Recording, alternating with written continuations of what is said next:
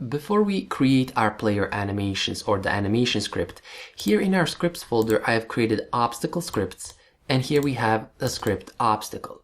So simply double click it and MonoDevelop will open it.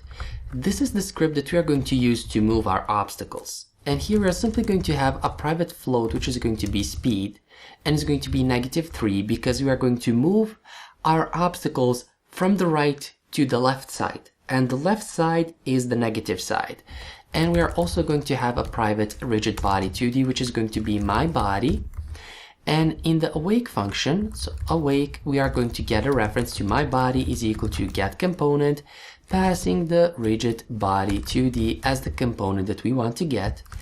And in our update function, I'm simply going to take here my body velocity is equal to new vector2, passing our speed for the x and 0 for the y axis.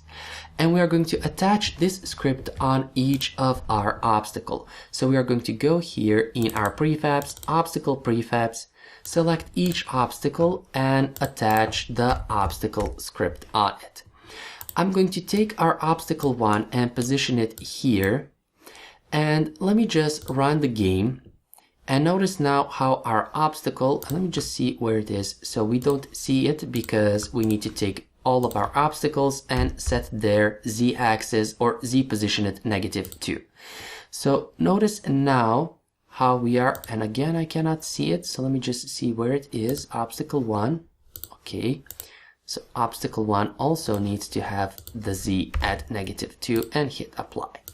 So now we are finally going to see it, and notice now how we are moving our obstacle. So we are moving it, well, from the right to the left side, and it pushed our player away as we see here. We are also going to select all of our obstacles and apply a mass here of 10. So set the mass 10 to be for our obstacles. Now for our player's animations, we are going to go here in our animator, select the player, and the default animation is going to be the run animation. So right click on it, so not run click, right click on it and set as default state. And now we are going to go here in our prefabs, or excuse me, in our scripts and player scripts, and here we are going to create the script player, so player animation script, and attach it on our player and simply hit apply here on the player. And here also I forgot to attach our jump clip, but we even did not test it yet. So simply click here and select our jump clip. And now double click our player animation script so that we can open it. Here we are going to have a private animator, which is going to be our anim. And let me just create here a little bit space. So the awake function, in the awake function is going to be, or we are going to get the component for our animator. So get component passing the animator component.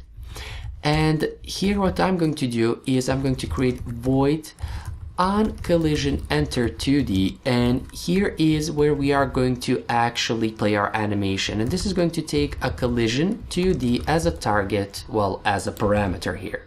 Now here in our on collision enter, we are going to test if our target.gameObject.tag is equal to obstacle, which we are going to tag all of our obstacles.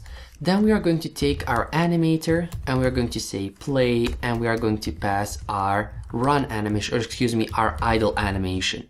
So if we touch the obstacle, we are going to play the idle animation.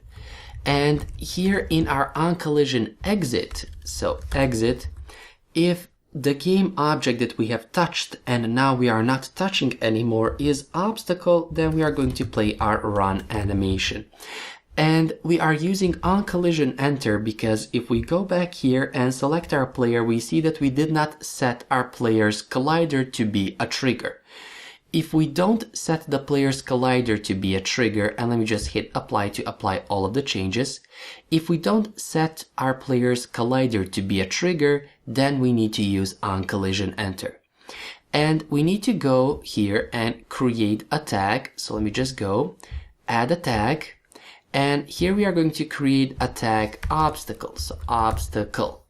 And go here in our prefabs and select our obstacle prefabs. So obstacle from 1 up to 5, we are going to tag them as obstacle.